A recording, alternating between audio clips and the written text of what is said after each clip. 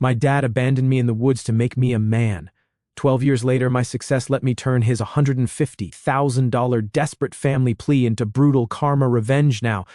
I, 30 male, grew up in a house where it felt like living with a drill sergeant who had a massive hard-on for his star recruit, my younger brother, 28 male, Jared. From day one, that kid could do no wrong. Dad treated him like he was God's gift to humanity, while I got the "you're a disappointment" special every damn day. My dad was the type of dude who thought yelling solved problems and manning up was the solution to everything, from a broken arm to depression. Mom wasn't much help either. She'd always take Jared's side and make excuses for him. Jared is just sensitive, or Jared needs extra support. Meanwhile, I couldn't even get a ride to school when it was pouring rain. I had to walk 2 miles in a thunderstorm once because Mom was busy driving Jared to his soccer practice. I got pneumonia after that, and Dad still called me weak for missing school. And Jared, that little shit, knew exactly what he was doing. He'd wait until our parents weren't looking, then break my stuff and blame me for it. When I was 14, he deliberately erased my essay off the family computer the night before it was due. When I tried to explain what happened to my teacher, I got detention for making excuses. Another time, he stole the $120 I'd saved up from mowing lawns for weeks. When I found the empty box in his room and confronted him, he ran to Mom crying about how I'd gone through his stuff and accused him of stealing. Mom searched his room half-heartedly but conveniently missed the new video game he'd bought with my money. The favoritism was so blatant, it was almost comical.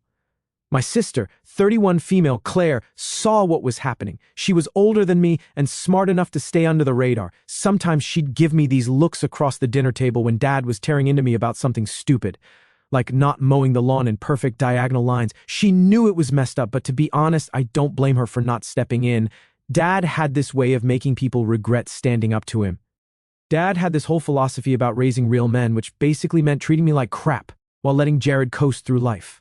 When I was 14, Dad made me rebuild our deck in the middle of summer while Jared got to play video games inside with the AC blasting. I passed out from heat exhaustion, and Dad just dumped water on me and told me to get back to work. Fun times. School was my escape. I was actually pretty good at it, especially math and science. My teacher said I had potential, but Dad didn't give a crap about my grades. The only time he ever noticed my report card was when I got a C+. He gave me this whole lecture about how I was embarrassing the family name. Meanwhile, Jared was barely passing most subjects, but got praised for his B-. When I turned 18, things went from bad to worse. Dad dropped this bomb on me that I had to start paying rent, $600 a month, plus utilities and groceries. Meanwhile, Golden Boy Jared didn't have to pay a cent or lift a finger around the house. Dad said it was because Jared was focusing on his football scholarship, but I was busting my ass in school too.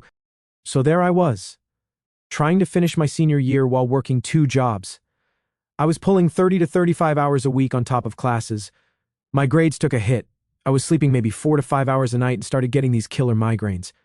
Dad just said I was being weak and needed to toughen up. By graduation, I was basically a walking zombie. I'd lost like 20 pounds, with dark circles under my eyes like I'd been punched in both of them. Mom would act concerned sometimes when Dad wasn't around, but never actually did anything to help. Jared would just smirk when Dad made comments about how I wasn't pulling my weight, even though I was literally paying toward household expenses. Claire would sometimes slip me an energy drink or cover one of my chores, but she was heading to college soon and had her own stuff to deal with. The worst part wasn't even the physical toll. It was knowing that no matter what I did, it would never be good enough. Jared could fart the national anthem and get praised for his musical talent, but I could work myself into the ground and still be the family failure. I remember one time I fixed Dad's truck when the alternator died. I spent my whole Saturday figuring it out, got covered in grease, skinned my knuckles raw, but I got it running. Dad's response? Took you long enough, not even a thanks. The next day, Jared took the trash out, and I shit you not. Dad went on about how his son was becoming responsible. The double standard was insane. Then the last straw came about 2 months after graduation. We had this massive blowout that should have been my cue to run for the hills. I'd just finished a double shift at the diner and came home dead on my feet around midnight. All I wanted was to crash for a few hours before my morning shift. But when I got to my room, I found Jared wearing my only pair of decent work boots, tracking mud all over the place. Those weren't fancy boots or anything, but they cost me a full day's pay and were the only ones I had that didn't give me blisters during 8-hour shifts. I was pissed but too tired for a fight, so I just told him to take them off and clean them. Instead, this little shit smirked and deliberately stomped in a puddle he'd already made on my floor. That's when I lost it. I started yelling at him. Dad must have heard us because he came storming in like I was murdering his golden son. He didn't even ask what happened, just started tearing into me about respecting my brother's space in my room and how I needed to shut up and control my anger. When I tried explaining these were my work boots that I needed for tomorrow, Dad actually grabbed them and threw them in the trash, telling me to buy another pair, like I could just pull money out of my ass after paying him most of my paychecks in rent. I finally snapped and told him exactly what I thought of his parenting, that he was a pathetic excuse for a father who got off on tearing me down while babying his precious golden child. I said all the things I'd been holding back for years, told him Jared was turning into a useless leech because of him. I probably should have seen what came next.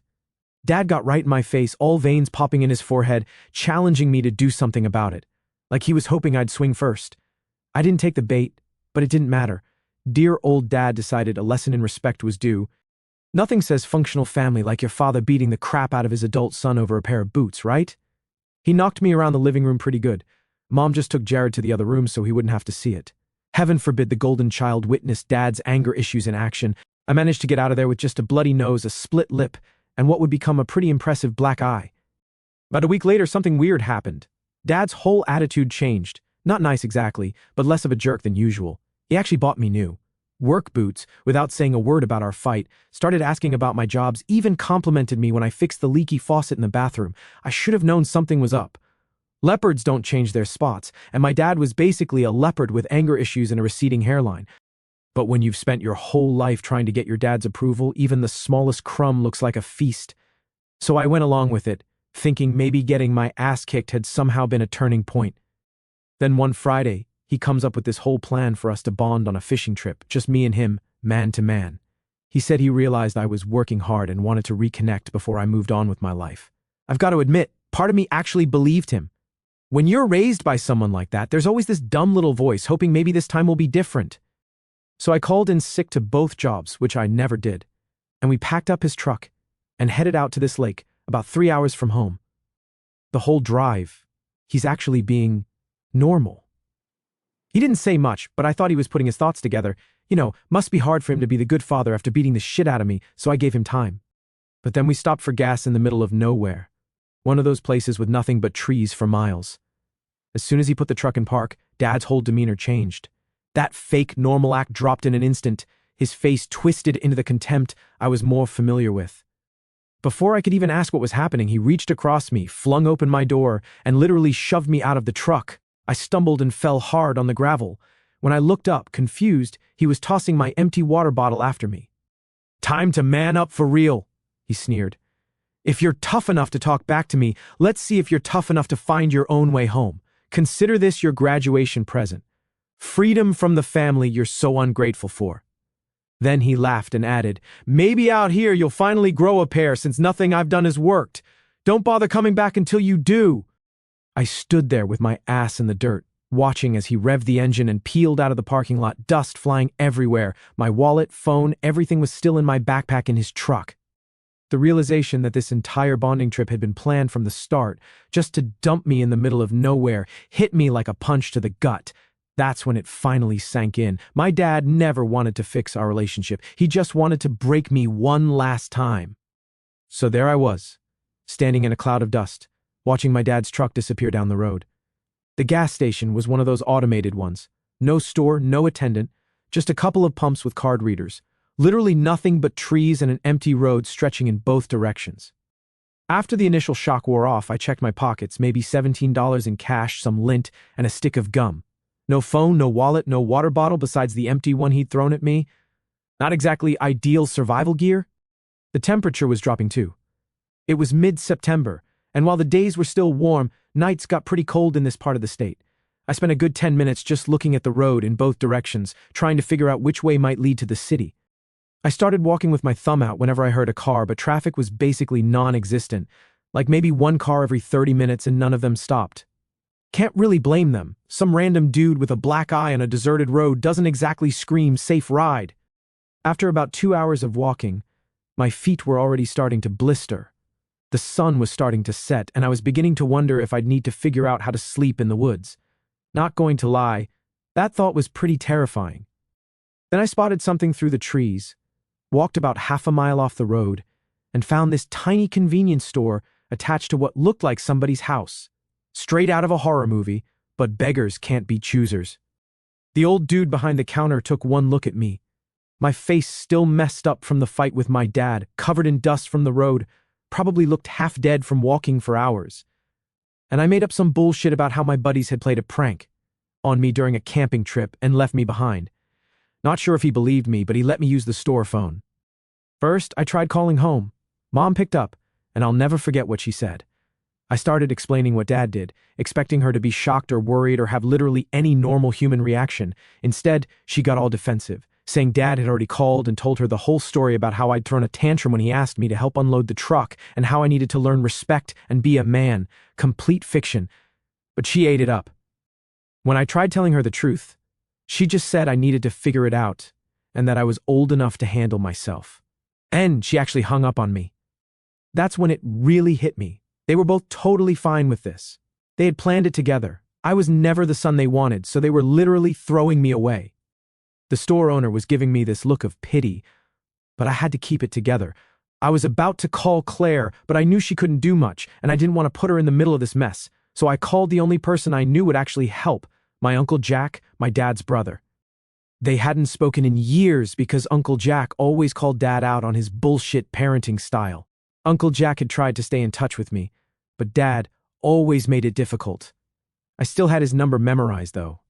He picked up on the third ring and I just laid it all out. Where I was, what happened, everything. There was this long pause. Then he just said, "Stay where you are. I'll be there soon." The store owner let me hang out until Uncle Jack showed up. Even gave me a Gatorade and a sandwich on the house. When Uncle Jack's beat-up Ford finally pulled into the parking lot, it was almost midnight. He took one look at me and didn't say a word, just gave me this brief nod and opened the passenger door. The drive back was mostly quiet. He asked if I needed medical attention. I said no. He asked if I wanted to talk about it. I said, not yet. And that was it. No pressure, no interrogation. It was the most comfortable silence I'd ever experienced. About halfway back, I finally asked the question that had been bouncing around my head all day. Did you know that my dad was like this? I mean, I always knew he was an ass. Didn't know he'd go this far. Then, after a minute, he added, "Your dad was always jealous of anyone who didn't worship the ground he walked on." We drove the rest of the way to his place in silence. He lived in this small house about 2 hours from my parents. He showed me to his spare room, really more of an office with a pull-out couch, and said we'd figure things out in the morning. As I was about to crash, dead on my feet from the longest day of my life, he paused at the door and said something I'll never forget. "Your dad didn't know what to do with a son who could think for himself. That's his failure, not yours." Then he left me alone and I slept for 14 straight hours. The first decent sleep I'd had in months. That first week at Uncle Jack's was weird as hell. I kept hoping my phone would ring with my mom calling to check if I was okay. It never did. The only family member who reached out was Claire, and her texts were super careful, like she was afraid someone would see them. I later found out my parents told her I'd run away after a fight with Dad, and they were giving me space to cool off. Yeah, right. More like they were covering their asses in case anyone asked questions. Anyway, Uncle Jack didn't waste time with pity parties. The day after I arrived, he took me to get a new ID since mine was in the backpack my dad drove off with. Had to go through this whole process to prove who I was without documentation. What a pain in the ass. Then we set up a new bank account my parents couldn't access. On the third day, Uncle Jack drove me back to collect my last paychecks from both jobs. That was awkward. Had to explain to my managers why I suddenly disappeared and wouldn't be coming back. Uncle Jack never made me feel like a burden. He wasn't the warm, fuzzy type, more of an actions speak louder than words dude, but he made space for me in his life, without complaint. He never asked how long I planned to stay or reminded me I was sleeping in his office. He just handled things with this quiet efficiency that I really respected and appreciated. About a week after I moved in, he mentioned there was an opening at the factory where he worked. Nothing glamorous, basically moving heavy stuff around a warehouse all day, but it paid $15 an hour with actual benefits. That was nearly double what I made at the diner, plus no dealing with annoying customers. I jumped at it. The interview was a joke. The manager was an old buddy of my uncle, and it was pretty clear I had the job before I walked in. Still had to do all the paperwork, but by the end of the week, I was officially employed.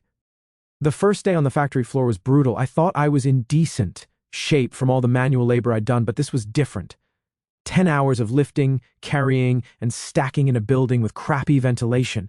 By lunch, my shirt was soaked through with sweat. By the end of the shift, my back felt like someone had taken a baseball bat to it. Uncle Jack just tossed me some work gloves when we got home and said tomorrow will be worse. The soreness takes a day to kick in. He wasn't wrong. But the weird thing was, as physically demanding as the job was, it was actually less stressful than my old situation. The older guys at the factory didn't treat me like crap.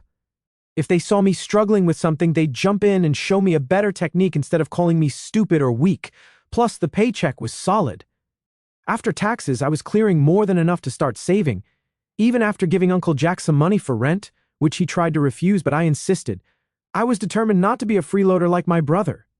Speaking of my brother, I heard through Claire that he totaled Dad's truck 2 weeks after they dumped me. Apparently he was driving drunk and wrapped it around a tree.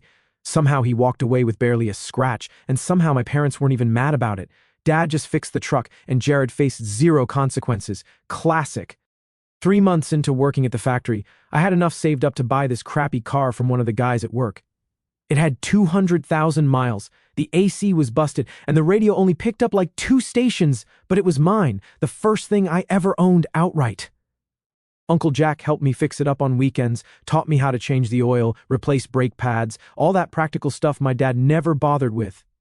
After 6 months, I was looking at apartments. I found this tiny studio above a laundromat about 10 minutes from the factory. The constant noise of washing machines took some getting used to, and the whole place smelled like fabric softener, but the rent was cheap. I signed the lease and moved in with nothing but a mattress on the floor, a folding chair, and some dishes. The next year was all about the grind.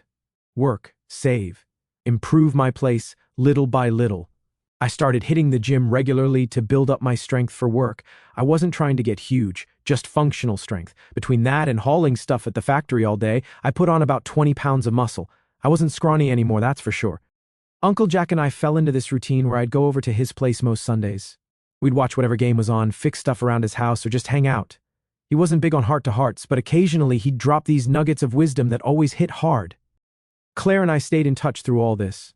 She was away at college, which was good because it meant she didn't have to deal with our parents as much. She'd call maybe once a week and we'd catch up. She'd fill me in on family gossip, how Jared was flunking out of community college but somehow it was the professor's fault, how Dad's contracting business was struggling but he was too proud to change anything. I listened but felt disconnected from it all, like she was talking about some TV show I used to watch. Around the 1-year mark of being on my own, I got promoted at the factory to machine operator. Better pay, less heavy lifting, more technical skill. I had to learn all these regulations, but I was good at that stuff. That first year on my own, the biggest change wasn't external stuff like the job or the apartment. It was realizing that all the crap my dad had drilled into my head about me being weak or a disappointment was complete bullshit. Turns out I was pretty capable when not being actively sabotaged by the people who were supposed to support me. Who would have thought? So after that first year on my own, things started really coming together for me. By 24, I'd worked my way up to shift supervisor at the factory. The promotion meant a serious bump in pay and responsibility. Suddenly, I was in charge of scheduling, quality control, and making sure production quotas were met. I had about 15 guys working under me, some of them twice my age. That was awkward at first, especially with a couple dudes who still saw me as Jack's nephew. Around this time, I also started taking night classes at the community college, studying business management. Factory work was decent money, but I wasn't trying to destroy my body long-term like I saw happening with some of the older workers, guys in their 50s with permanent back problems, hearing loss, and messed up joints from 30 years on the floor. No thanks. The classes were tough on top of working 50-plus hours a week, but way easier than when I was dealing with my dad's bullshit. I actually got straight A's for the first time in my life. Meanwhile, Claire kept me updated on the family drama, which was getting better and better, or worse and worse, depending on your perspective. Dad's contracting business was tanking. Turns out being an asshole to employees and customers eventually catches up with you. He'd lost some major accounts and was scrambling to stay afloat. Mom had to get a part-time job for the first time in her life, which she apparently complained about constantly. But the real star of the show was Jared. My golden brother had fully lived up to his potential as a complete screw-up. After dropping out of community college, he'd bounced between minimum wage jobs, never lasting more than a few months anywhere, had 3 DUIs by 22, lost his license, and was now completely dependent on our parents to drive him around. Claire said he'd also developed a pretty serious pill problem, though of course my parents were in total denial about it. The best part? Every time Jared screwed up, he'd blame someone else and my parents would back him 100%. Boss fired him for constantly showing up late. Boss was out to get him. Got arrested for driving with a suspended license. Cop was targeting him unfairly. Failed a drug test for a warehouse job. Test was obviously wrong. The delusion was Olympic level. By 26, I was operations manager at the factory, overseeing 3 different shifts and basically running the place day to day. The owners, in their 60s, were looking to semi-retire, so they were happy to offload more responsibility to someone competent. I had my own office and everything. I'd also upgraded from my studio to a decent 2-bedroom apartment, traded my old Honda for a new Tacoma, and had actual furniture that didn't come from Goodwill.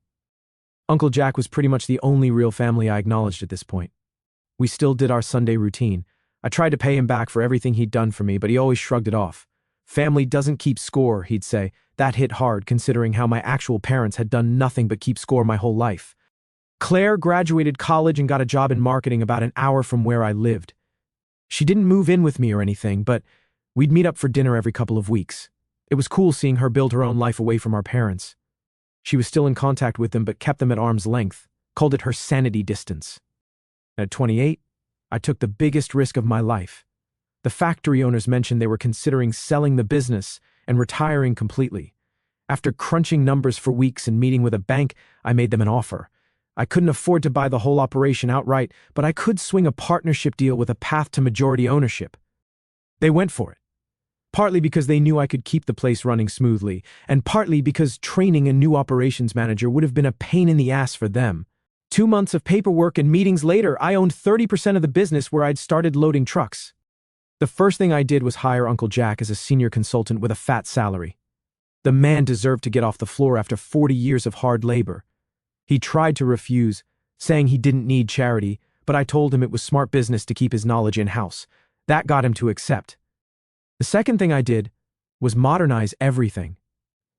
The previous owners had been dragging their feet on updating equipment and systems that hadn't changed since the 90s. I invested a chunk of capital in new machinery, better software, and improved safety measures. Workers were happier, production went up, and profits followed. My investment was already paying off within a year. Life was good. I had a career I was proud of, people who respected me, a comfortable place to live, and absolutely zero contact with the people who tried to break me.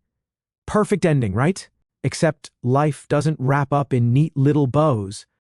Claire called me one Wednesday night, not our usual catch-up time, so I knew something was up.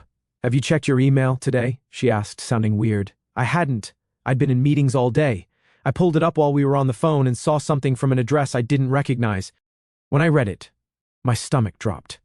After more than a decade of silence, my mother had found my work email and sent a message. Claire confirmed she'd gotten one too. "They're in trouble," she said, like serious trouble.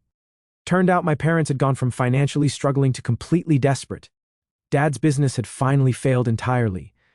They'd taken out a second mortgage on the house years ago and were about to go into foreclosure. But the cherry on top, they'd been gambling. A lot. Like pawned mom's wedding ring a lot. Apparently they'd convinced themselves they could dig out of the hole with one big win. And that's where Jared came in. My brother, now 28 and still living at home, had racked up some serious debts with people you don't want to owe money to, used my parents' credit cards without permission, forged Dad's signature on some loan documents, and generally brought the whole house of cards crashing down. Now they were all facing the consequences together. The email was what you'd expect. Vague mentions of family emergencies and difficult times without any actual accountability. Not a single "we're sorry for abandoning you." Just this assumption that blood would trump everything and I'd rush to bail them out. I deleted it without replying and told Claire I wasn't getting involved. She understood, but I could tell she was stressed. They were putting pressure on her to talk sense into me, since she was the only one still in contact with both sides. That night, I couldn't sleep. Not because I felt guilty, I didn't owe them a damn thing, but because I kept thinking how predictable this all was. Everything falling apart for them was the natural consequence of how they'd lived their lives. My dad spent years tearing me down while propping up Jared as the golden child. Now I was thriving while Jared had destroyed himself and taken them down with him. It was almost too perfect. 3 days later, my work phone rang with a number I didn't recognize. Against my better judgment, I answered. "Peter, it's your mother." And that's when the real drama began. For a second, I just sat there in my office chair. I hadn't heard her voice in over a decade. It sounded older, tired, but still had that same tone she'd always used when she wanted something. This fake sweet thing that made my skin crawl. "How did you get this number?" I finally asked. She ignored the question completely and launched into this whole speech about how they were going through a rough time and needed to put the past behind us because family has to stick together. Classic manipulation tactics, trying to skip right over the part where they tossed me in the woods and pretended I didn't exist for 12 years. I let her talk, not saying a word, partly because I was still processing that this was actually happening, and partly because I knew it would drive her crazy. My mom always hated silence. After about 2 minutes of her rant, she finally got to the point. They needed money, a lot of it. The house was going into foreclosure in 3 weeks. Dad's business was bankrupt, and Jared had made some poor decisions that had financial consequences. I almost laughed. "When's the last time you called me, Mom, to check if I was okay? Or maybe to see if I was alive?" She got defensive immediately. "You know how your father is. He has his pride. And you weren't exactly reaching out either." Unbelievable. I was the one who needed to reach out after they abandoned me. The twisted logic they had. "How much?" I asked. "Just to see what they thought I was worth." "We need $150,000 to clear everything up," she said, like she was asking to borrow $20. "We can work out a payment plan, of course." "Yeah, right." Like they'd ever pay back a dime. I told her I'd think about it and hung up. Then I called Claire. She confirmed everything Mom had said about their financial situation but added the parts Mom had conveniently left out, like how they blown through their retirement fund at casinos and how Jared had stolen their credit cards to pay off some seriously bad people. The situation was even worse than Mom had made it sound. The next week, Mom called every day, getting progressively more desperate. Dad never called himself, too proud, I guess, but she kept saying he was concerned and wanted to make amends. I didn't believe that for a second. Finally, I decided to end this once and for all. I told Mom I'd meet them at my office that Friday to discuss options. I had zero intention of giving them money, but I wanted to see them face to face. Maybe part of me needed closure. Maybe I wanted them to see what I'd built without them. Either way, it was time to finish this chapter of my life. Friday came, and they showed up at the factory right on time. I watched them through my office window as they pulled up in a beat-up old Buick. Dad had lost weight, had this defeated slump to his shoulders that I'd never seen before. Mom's hair had gone completely gray. I had my assistant bring them to my office. The look on their faces when they saw me sitting behind that big desk in my own office was almost worth all the hell they'd put me through. Dad's eyes darted around, taking in the awards on the wall, the view from the window, all the signs that I'd done pretty damn well without him. Mom was doing that fake smile thing, probably already calculating how much she could squeeze out of me. "Peter, you look good," she started, all sugary. "We've thought about you so often." I didn't bother with small talk. "Let's get to the point. You need $150,000 or you lose the house. Jared screwed up again, and you're out of options." "That about cover it?" Dad finally spoke. "The economy hit my business hard. We made some investments that didn't pay off. Couldn't even admit they'd gambled it all away." "Claire told me everything," I said. "About the casinos, about Jared stealing your credit cards, about the second mortgage." That shut them up for a second. Mom recovered first. "Everyone makes mistakes, but we're family. Family helps each other through tough times. Funny how I wasn't family when you left me stranded in the middle of nowhere with nothing but the clothes on my back, or when Dad beat the shit out of me over a pair of work boots, or when you hung up on me when I called for help." Dad's face got red. "That was different. You needed to learn to be a man." "And what did Jared need to learn when you bailed him out after every DUI? After he stole from you? After he totaled your truck?" No answer to that. Just uncomfortable shifting in their chairs. "All right," I said calmly. "You need $150,000 to get the house back, right? Fine, I'll give you $250,000. $150,000 to save the house. Another $100,000 for your retirement." They looked shocked. Then my mother smiled. "Peter, I knew you still cared about us. However," I continued, "I have one condition. I will abandon you in the woods If you can find your way out within 3 days, I'll give you the money. Dead silence. Then my father slammed his hand on the desk. You ungrateful little bastard! This is how you treat your parents? I shrugged. Your choice. No one's forcing you. I called security to escort them out. Dad actually stood up, face purple with rage. You ungrateful little... After everything we did for you. You mean like charging me rent at 18 while Jared lived free? Or abandoning me in the woods? Or telling Mom to hang up when I called for help? That's everything? Mom tried a different approach. All tears and manipulation. Peter, please, we're about to be homeless. Jared is in real trouble with dangerous people. I shrugged again. Your choice. No one's forcing you. Security escorted them out, and since that day, I stopped hearing from them. After they left, I sat in my office for a long time just processing. I thought I might feel bad or conflicted, but I didn't. I just felt done. Like I'd finally closed a chapter that had been hanging open for too long. I called Claire that night to give her the rundown. She wasn't surprised either. She said they'd rather lose everything than admit they were wrong about anything. A year has passed since then. I'm doing great with my job, and I haven't heard from them again. Sometimes news still finds me, though. Claire and I grabbed coffee together one day when she visited, and she told me my parents had lost everything. I didn't ask for details. I didn't care. Do I feel bad about how things turned out for them? Not even a little. They made their choices. I made mine. They threw me away expecting me to fail. But instead, I built something better than they ever had. The ultimate karma isn't taking something from them. It's succeeding so completely that they have to live with knowing what they threw away. Some bridges stay burned for a reason.